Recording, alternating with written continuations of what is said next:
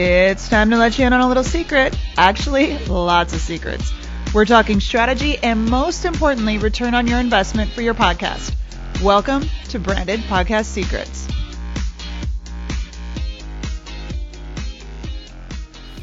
All right, welcome to another episode of Branded Podcast Secrets. I'm your host, Erin Greger, and today I have another very special guest with me today. I have Harrison Barron. Harrison, welcome. Thanks for having me. Glad to be here. Well, thank you so much for being here. So you, Harrison, for those of you who don't know, is the host of the Brutally Honest podcast. You've been doing this for several years now. And you are the founder of Growth Generator. It's a brand strategy and digital design agency. We're recording this on a Friday afternoon, if you can't tell. And you're all about building brands that matter in culture. So I want to talk about your podcast, because if you look at your podcast, I feel like there's been an evolution from my guess, from where you started to where you are now and how you're utilizing it. So can you talk, just to kick this thing off, a little bit about the initial strategy of your podcast, and if that's the same strategy of where you are today, 130 plus episodes later? So, yes, it is. And the key to the success is no strategy whatsoever. It sounds ridiculous. And especially being a marketer, people are probably like, but dude, that's not what we learned in college, man. Which you are right. You are 100% right. True. But here's the problem that I see a lot of podcasters happen in my space. And I've helped more people than I'd like to admit start a podcast, and most of them have failed, and they've failed for a variety of reasons, and typically those reasons are they went in with it with the wrong intentions, right? That's like signing up for a gym membership on the premise that you're going to get skinny, which in 2 days. Exactly, especially in 2 days. So I think a lot of people, having a podcast is cool. Like, don't get me wrong, it is the coolest thing that I do, no doubt about it. I do quite a bit of cool things, shoot guns, drive cars, all that good stuff. But believe it or not, podcasting, I could literally tell people I went skydiving, but then I tell them I have a podcast, and they're like, "Oh my god, you have a podcast?" I'm like, "Yeah," and that's weird. Like, it doesn't matter what I do, right? It's just that's the thing that people want to talk about. So I think what's made me tremendously successful with my podcast is the fact that I really only cared about two things. One, if I was going to have fun on it, right? And I don't bring on any guests that I'm not going to have fun with. I don't care about most people if they, you could have all the accolades in the world, but if you're boring as could be, I don't really, it makes no difference to me, right? I want to talk to interesting people who know how to convey their story, have had a bit of success. And quite honestly, it doesn't matter where your success is. It doesn't matter if you run a five-figure business, six-figure business, seven-figure business. I've had people with 8-figure businesses on the show.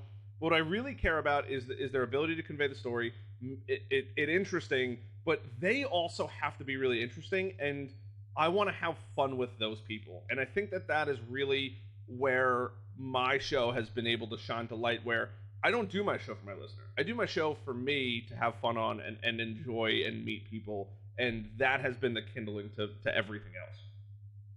I think it's so interesting, though, because if you look at your show, like you look at your business, right? You're probably going to talk marketing, branding, all this kind of general stuff, right? But if you look at the guests of your show, you've got aspiring rapper, cigar company, business, and I mean, you're all over the place, which is awesome. So how does it correlate to your business? Like, and is there, it's as long as you're having fun is great, but is there any alignment that where you saw, okay, because I do this podcast, my business is growing because of A, B, or C, you know what I'm saying? Yeah. So my podcast has actually been the number one driving factor in my business for really strange reasons, which I think a lot of podcasters don't really think about. I've ended up doing business not intentionally. Like, once again, my goal was on my podcast, especially my initial goal was one thing: have fun. Like, I don't care what happens. We could get belligerently drunk. I don't care. But as long as I have fun, if I don't, and there's been a lot of shows that have never seen the light of day because I just didn't. If I'm not enjoying it, my audience is never going to enjoy it. And those people also don't make good clients. But on the flip side of things too, there's so many people are still focused on brand. Well, brands are built by companies, which are built by people, and typically the leader of that business, right? So the podcast is one giving me a way to reach a lot of people. But on the flip side of things too is I get to have people on that I would actually want to do business with, and people do business with people they know, like, and trust. Well, what happens over the course of an hour to an hour and a half, to some of them have been 3 hours, when you have coffee with the person or a couple beers with the person or a cigar with the person, right? That does it. You get to know the person, you get to like the person, and you get to trust the person, right? So that's something that a lot of people don't necessarily take into consideration, and then they're like, well, I started my show and I'm not getting business from it. I'm like, well, you're attacking it in the wrong format, right? If you go through your podcast and you're like, hey, no, I'm going to run a marketing podcast. Well, okay, great. Well, how are you going to drive revenue to that podcast? What are you going to run affiliates? Are you going to get sponsors? You know, what level of that do you plan on seeing? I think a lot of people don't go into it with a clear picture. And then when they're like, oh, I have to do marketing, they also get really burned out because they don't give themselves some free time to think about other areas where maybe it's marketing, you know, maybe it's talking to another entrepreneur who had success in marketing or who has never done marketing but shares their story of not doing marketing to grow their business, right? Like, too many people are so confined in their little niche, and that's kind of why I didn't go into it with a process and a plan. I love it, though. So this is one of the things that sparked this. So this is an exact conversation. A very good friend of mine, I've known him for years, wants coffee with me, right? And he's like, all right, Anna, I want to do this podcast, but break it down. Is this really true how this works? You know, if he's a sales guy, and Sure. from a perspective of, like, he teaches sales seminars, he's, you know, and so he's not just selling things, but he's selling sales, right? Of course. So he's like, does this really work from a networking perspective where people may not, you know, answer my phone calls but they'll come on a podcast? Does it really work? And I'm like, I'm telling you, it's one of the hidden gems of podcasting that so many people miss out on. Like, you know, to pick someone's brain, right? They don't want to sit down and have their brain picked from that perspective. And B, for them, like you just said, like, yeah, we could sit down and have coffee. Yeah, we could do all this stuff. But to have that podcast, we can sit down and really get to know each other. Was that your plan going in, or did it evolve?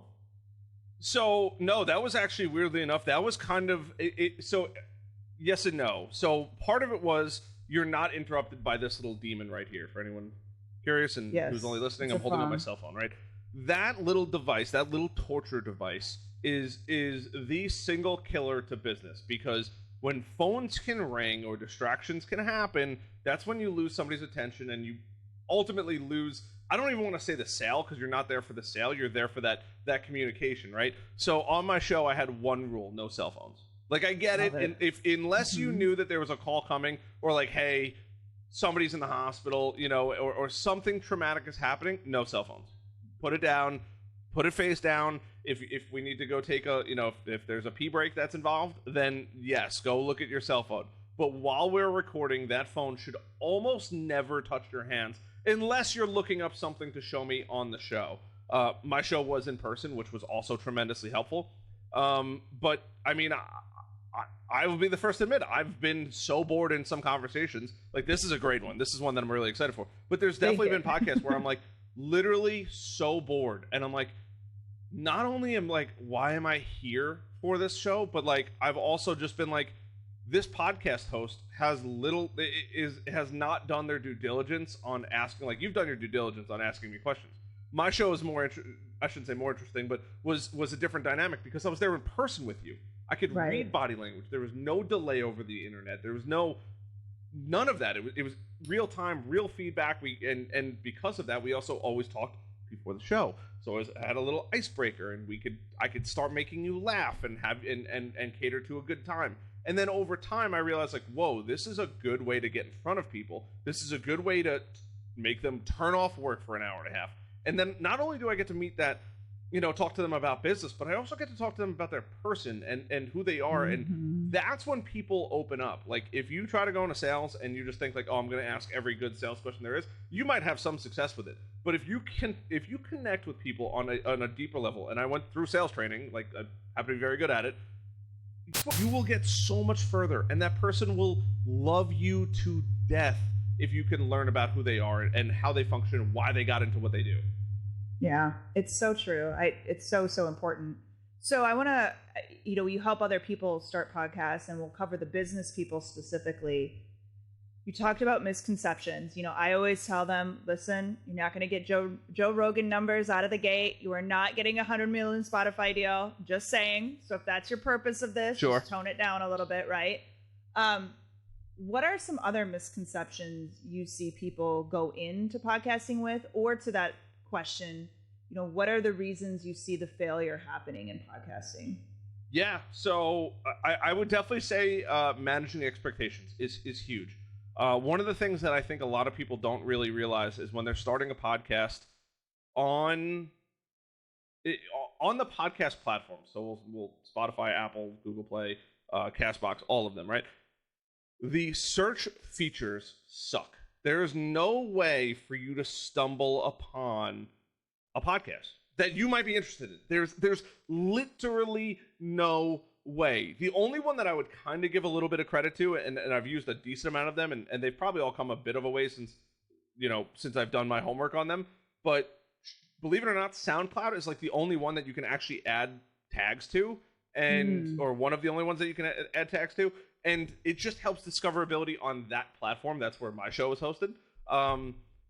But those tags don't translate to Spotify or to Apple or anything else. So you literally only have one choice. Also, shout out to my dog over here who's hanging out with me. You really only have one choice of how to get that out, and that's word of mouth or ads, but ads are moderately effective. You have to, so managing expectations, you got to go into it and know, hey, I'm not going to grow as fast as I want. Even if you have a major, what you would decide is a really good show, the only way that you're going to explode, and there have been cases of this happening where you get a company like Barstools to pick you up. And then, I don't want to say you have instant success, but you have way more success than you probably would have had otherwise. That's number one. Number two is people think they're going to be famous tomorrow. They don't understand that there's a lot of work involved with podcasts. Even my show, which is not edited at all for the most part, other than adding an intro and an outro with music and sometimes sponsors and telling people where to go. That's it. There is no other editing. So what you say, I will be posting unless you request otherwise, where I've only made probably 2 or 3 exceptions because the comments could not have hit the earth. I had somebody admit that they were contemplating suicide at one point, and they were a teacher, right? They couldn't have that get out. So that is the only exception I make. If it's going to ruin your career because you got so comfortable with me, but otherwise, if you tell me that you cheated in all the way through college, and I know that your professor is listening, get ready for them to know. There's no way I'm getting it out, unless it's going to immediately impact your career. It's all raw, but you have to go into each show knowing that what your expectations are for that show and how you plan to execute on your expectations. So if you want to have a razor sharp 10 or 15 minutes, I usually tell people, I'm like, do 10 or 15 minutes to start. Most people aren't used to talking for an hour and a half, or 15 or 20 or 30 or 45 minutes. Do 10 or 15 minute show and set your goals, but don't set your goals so high that they're unachievable, right? If you take out every and every like, you're never going to have a show. You need to have a level of understanding to say, this is where I'm going to be at, and this is my margin of correctness, and then go from there. I love it. And I think it's great advice. And even, I'll be honest with you, I don't think people realize even an unedited show, like it still takes work. It still takes time. Like, even if you're not spending that post 2 to 3 hours going through and taking out certain things, there's still time associated with it. And I think people just think, oh, this will be fun. We're just going to hit record. And great podcast, to your point, a 10-minute podcast, you should plan, like, it should take you some time to really think through. A 10-minute podcast is going to take somebody an hour or two. No doubt about it. And for anyone that's listening, well, it's only 10 minutes. Yeah, guy, or gal, it is only 10 minutes. But here's the thing that nobody ever talks about. It's all the other hidden stuff, right? I'm avoiding profanity here because this is the stuff that really irks me, right? It's like buying a car, right? Well, it's not going to run forever. You have to put gas in it. You have to change your oil. You have to get new tires. You have to get it inspected, right? These are all necessary things for a podcast. You have to have an agent or send out a scheduling link. Go find your guests. So I had to wake up at 5 o'clock in the morning one time for a podcast guest. My buddy Brian Karp, who's one of the number one realtors on Long Island. That was the only time, right? So not only did I have to have a series of messages with him, I had to wake up excessively early compared to what I normally wake up to, go there, do the podcast, right? So the podcast is an hour and a half. I've now woken up a half hour earlier. You have to take that into consideration. Probably spoke to him for about a half hour to lock down a date and time. Then after the show, even on an unedited show, it still is a half hour of editing, right? I still got to do everything. I got to render the audio out, and then I have to go post it, grab his descriptions, post his image, post all that. That even with no editing, you're still talking about, you know, if you remove the entire podcast recording aspect of it, you're still talking about a solid hour or two of work, and then if you choose to edit it, that number exponentially grows. Yeah. No, so true. I love it. But it's worth it. It's worth it. Like, don't get discouraged. But if you're doing it for the right reasons. Right. You have to. If you struggle with getting through a conversation now with somebody without your cell phone, I'm groundwork, right? You are not going to succeed. And it's not because I don't want you to succeed, but if you're the kind of person that has to have your phone in your hands because the moment there's a bit of awkward silence, you need to see, oh, what's going on at my firehouse today? Okay, oh, this Facebook message, oh, this message, okay, oh, hey, what are you talking about again? Like, that is a recipe for disaster. You have to actually go into it because you enjoy it, not because there's a financial gain and a potential aspect to grow a business, or at least just do something you're passionate about. Because the moment, if you don't like it, the moment that you're, you know, I don't want to say not passionate because you're going into it with the wrong intentions anyway, but the moment you're kind of a little turned off on it, your podcast is going to go to zero. And podcasts succeed in two ways. One, virality, and they have to be earth-shatteringly good interviews with the hardest people to get a hold of. Those podcasts typically get really good attention. And the other ones, the only other ones that succeed online are longevity.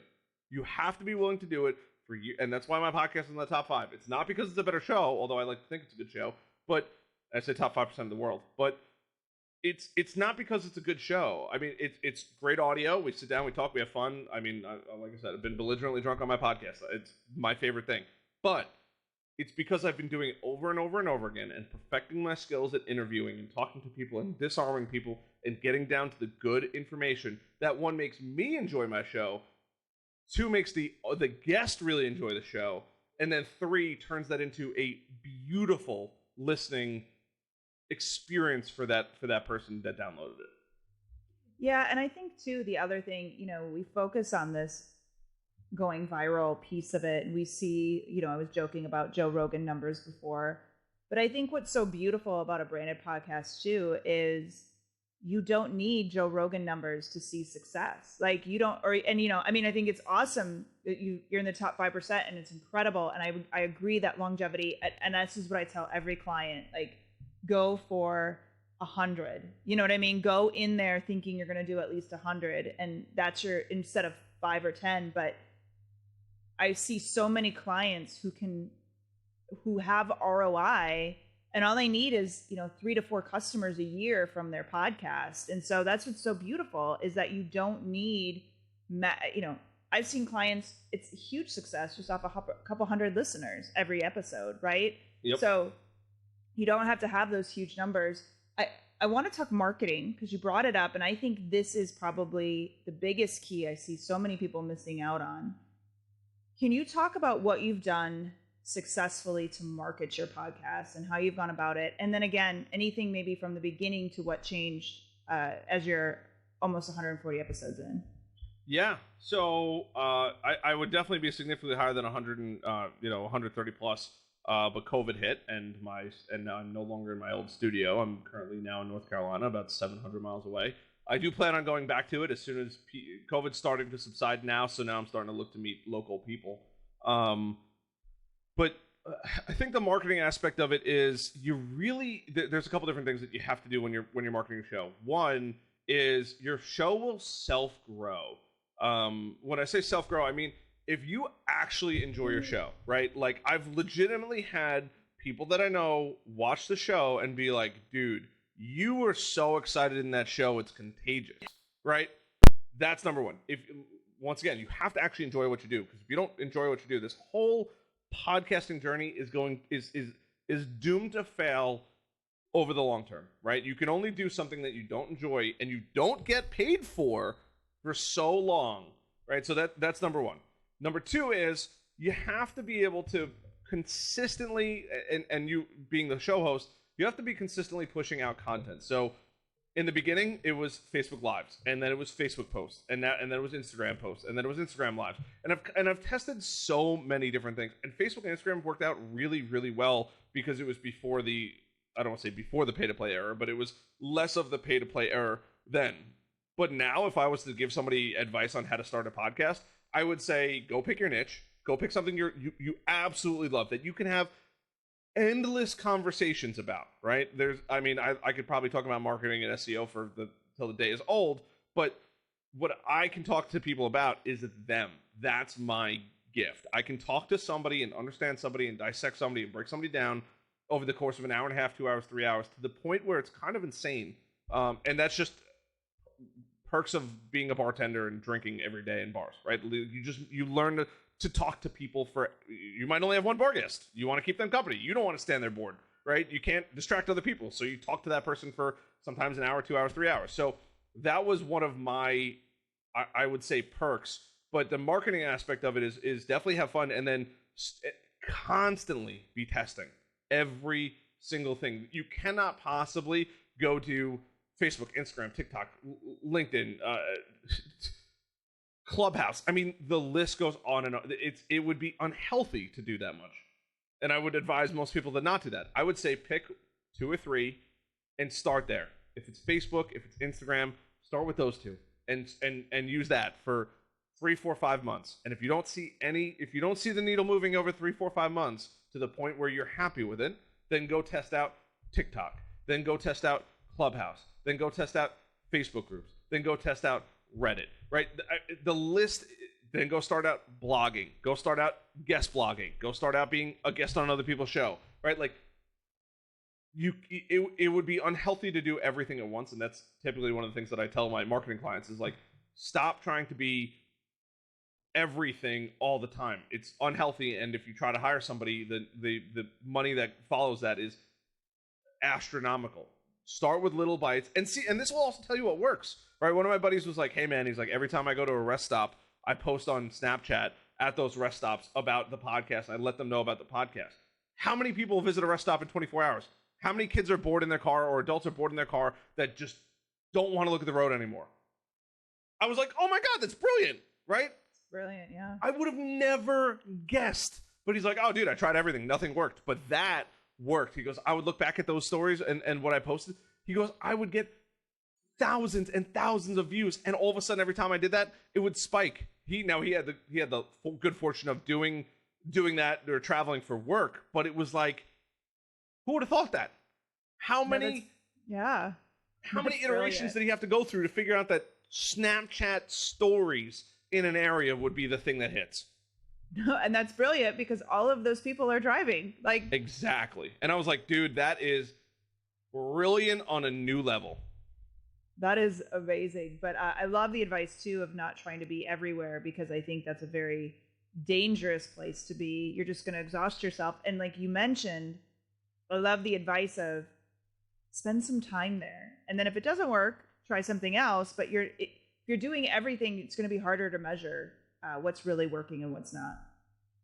Yeah. It's, baby steps. And then if you do it full time, and even if you do it full time, like, there's no sense in posting on every single platform. Nope. You will die trying to do it. There's so many. If you go on the social media, if you go just search on the App Store on social media, there's thousands of social media apps, all of them in a variety of different areas, right? Like, I don't care what or what you identify as far as politics, but like Parlor was a hot one. Then there was Meet something or other, MeWe, I think it was, or something like that. MeWe, yep. Yeah, MeWe. It's like what happened to those? What happened? Yeah, what happened to those? I don't know. Like, yeah, I know. I haven't heard about them in a while. It's crazy. Tumblr, right? Reddit, MeWe Network is actually, weirdly enough, number 3. Kick, Discord, Twitter, and I just pulled up social media. Instagram, Friended, AdChat. I don't know what any of these are, right? Like, I shouldn't say any of them, but I know a lot of them, right? It's House Party. I remember that one, yeah. Rumble. I mean, Tinder's not a social media platform. Wishbone, social network. I mean, I just listed off, 15, 20 of them? Yeah. How on good God's earth could you possibly create content, especially unique content, for each and every single one of those platforms? Because you can't just, the same image is not going to work on every single platform. You have to dial it in kind of to that platform. Yeah. That's absurd. Yeah, very true. Now, do you go live? Is your show live every week? So I haven't done a show in a while. I do have actually a bunch of shows sitting on my laptop, which is in the corner over here, that I have yet to publish because just the business. My main income has been, or my main income stream, which is my business, has been growing at an excessively fast rate, which I'm stoked Good about. To have. Yeah. And podcasting, because of COVID, has definitely taken a backseat because people didn't want to. It was much harder to get people in person. Especially now that I've moved, it's even more difficult to get people in person. But I do plan on opening it back up in the, I would say, the next couple months, especially as I look for a studio. Yeah. Were you doing them live? It looked like live. So sometimes I was. A lot of them were, I shouldn't say a lot. There were definitely a bunch live. It actually turned out that the camera that I'm currently using, my Sony a6400, couldn't handle streaming live. Or better yet, I didn't have the right setup to stream live all the time. I was constantly testing new things. Now with all of the new technology out there, like that preceded when, or started to get released after I had everything and didn't really want to spend any more money on it. But now there's cameras, the Mevo cameras, which can track your face and where they go and who's speaking. Like A+, like if you're going to go spend a couple $1,000, you can get a ridiculous studio for like $2,500 with like with video and audio recorded. Now you still have a lot of work to do and monitoring that audio in real time, and that's a whole nother laborious process. But for a decent studio, you could probably get video and audio done for like $2,500 ish. Agreed. So obviously you really love the in-person.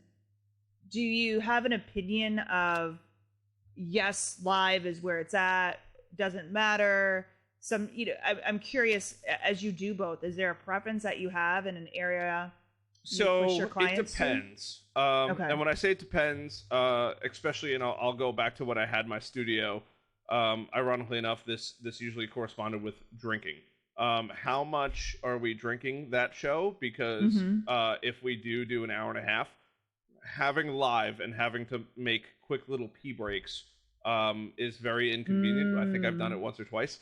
So that, once again, knowing your audience, right? Something to take into consideration.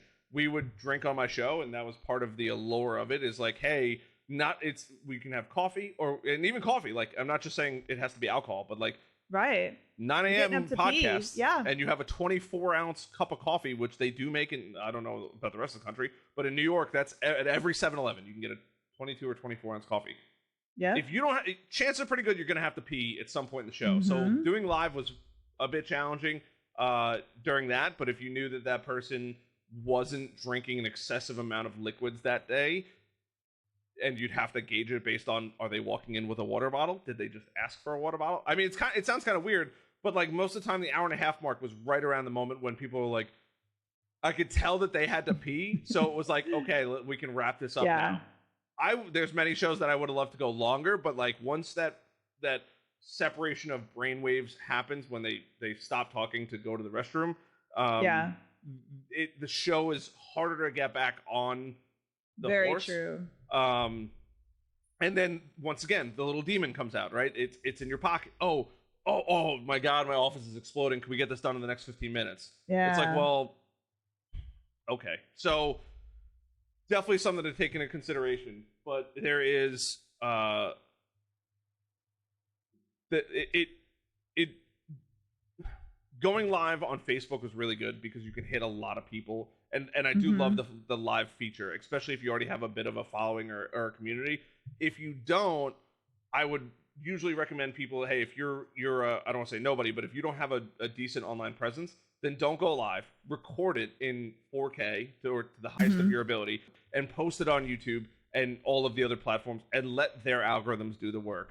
If you have the ability to go live and you can actually go live for the allotted amount of time, then go live. I think that that's a huge benefit of it, but you do lose a good amount of quality going live. That would be the only recommendation I have for people. Very good recommendation. I think it's important, though, because I think a lot of people get these misconceptions of what they should and shouldn't do. And I mean, there's definitely stuff to consider. I would never have thought about the pee breaks, but being a mom, I would get really serious by the one. Like, I'd be like, "Don't make me laugh," because TMI. I'd be like, "Stop making me laugh. I'm gonna what?" Yeah, it's one of those situations. So anyway, look, most of the time, like my dog happens to be good right now. I'm like, all right, look, if you want to come in the office, you can come in the office. But like, yeah, the other thing too is like, hey, like you really have to like. And if you're doing a Zoom call, pre-show notes are like really important. I think that people sleep on pre-show notes quite a bit. But pre-show 100%. Notes, like have something to drink nearby, because you're gonna speak for an allotted period of time, right? And like people are probably like, hey, it's almost empty, right? Like I have a giant water bottle that is still full here. Like I peed before the show. Like, hey, if I'm gonna be here for 45 minutes, the last thing I want to do is be like, bro, get over. Exactly. It's happened, right? I'm guilty of it, right? But knowing your show, knowing your audience, knowing how long you're going to be recording for, setting a level of expectations is all really, really important. My show, you want to curse, you want to talk about, I will. If you want to jump off the bridge, I'm full sending. But if you don't, right, and you don't want to, I don't want to say destroy your reputation, because that's not what I did. But if you don't want to be as animated, as punchy as I am, then I'll dial it back. I always, energy matching is tremendous, right? What level of energy does your client come in with? Are they fired up? Like, this is exciting, right? You actually have a camera on. We're on camera. Most of the time people are like, hey, I've had some people that are like, yeah, we're just no camera. We're just going to speak. I'm like, well, if I wanted to do that, I would just jump on my Discord server. Like, that's not, it's good for me to get it out as the brand, but that's not exciting for me as the guest. Right. No, very true. All right. Well, we're coming to our end, but if there was, so let's say somebody's listening, they are thinking about starting a podcast, again, aligned with their business, not a hobby podcast, but aligned with their business. If you could give them one major piece of advice, what would that be? Start today. I love it. Start. Don't even wait. Go. Actually, ironically enough, my first podcast mic is sitting here on my desk, right? And it just took a poop on me, like as of like 3 days ago. But this thing, and it's a USB mic for anybody that you're probably about to learn this, but you can only have one USB mic into your computer. It can only pick up one USB mic unless you have two different USB mics. I bought two of these. My first show, then you graduate, you learn. I can't stand Gary Vee for a variety of different reasons, but one of the things that I must agree with him on, and I firmly believe is so true, is you have to enjoy the process. It doesn't matter what your show is. It doesn't matter who your show is geared to. It doesn't matter if it's a business show, but you have to enjoy the process of all of it, right? It's the good and the bad. I run a business. I hate billing. It's so funny, right? Like, and I had a buddy that when I first started, I was like, that's so stupid. I love billing.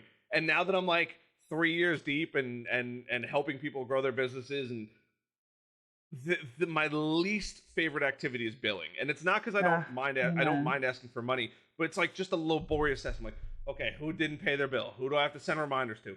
Who still owes me money? How late are they? Why are they late? Do I have to call them? Oh, then it's excuse after excuse after, for some people. For other people, they're like, hey, dude, I totally missed it, right? Forgot, yeah. But you have to enjoy the process. Like right now, I'm making 120 YouTube videos. That is one of the hardest things that I've ever done in my life. But shout out to my YouTube, The Millennial Entrepreneur, Harrison Barron. But like, in the beginning, I was like, oh, I got like, I remember my first video, I'm like shaking. Oh my God, Yeah. you know, and then I posted and nobody watched. Just like my first show, I thought everybody was Yeah. going to watch it until I made a bunch of social media posts about it. Nobody watched it, right? And then the first 2 or 3 are really, really good. And then after that, people stop caring immediately. But it's the fact that I didn't get disheartened over it because I love the process of it. And I love the fact that, okay, great, I was terrified on camera. And now I'm like, hey, I could fire up a camera at any point. I could be on anybody's camera. I'm still struggling talking to a crowd. But if it's on camera and I'm sitting there speaking, I can spew a constant stream of ideas. You have to love the process. You have to be willing to go through the process. You have to be willing to transform and adapt and overcome all of the challenges that are going to happen. But you have to start somewhere, and the best time to start is now. I love it. It's so true. So, Harrison, thank you so much. If somebody loved what you were saying, they want to learn more about what you do, where is the best place to send them? Sure. So I would say YouTube, The Millennial Entrepreneur, Harrison Barron. I have a personal website, harrisonbarron.com. There's going to be a podcast course coming in the future. And then my main agency that pays all my bills and is growing quite rapidly is growth-generators.com. But yeah, I mean, look, if you have questions, comments, concerns, if you have a question, you're like, hey man, how do I do this on my podcast?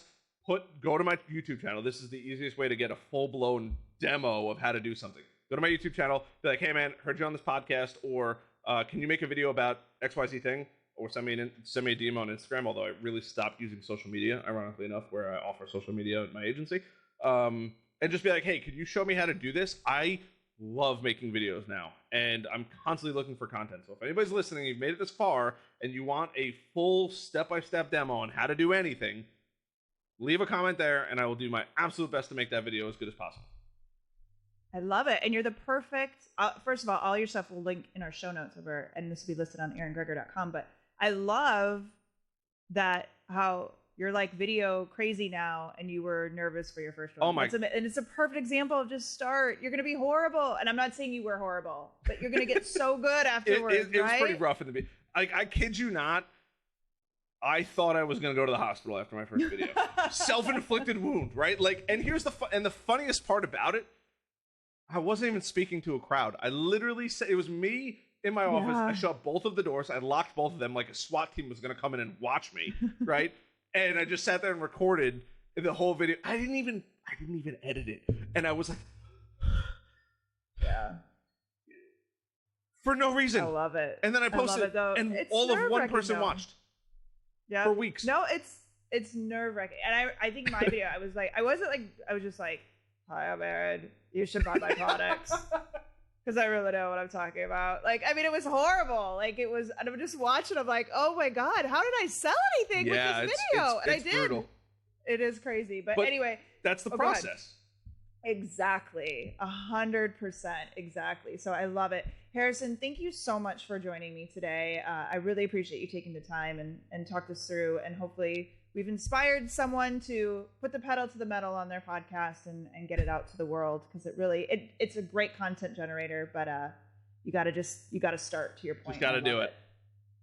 Awesome. Well, thank you so much. Hey, thanks for having me. I had a blast. This is a great podcast. Thank you.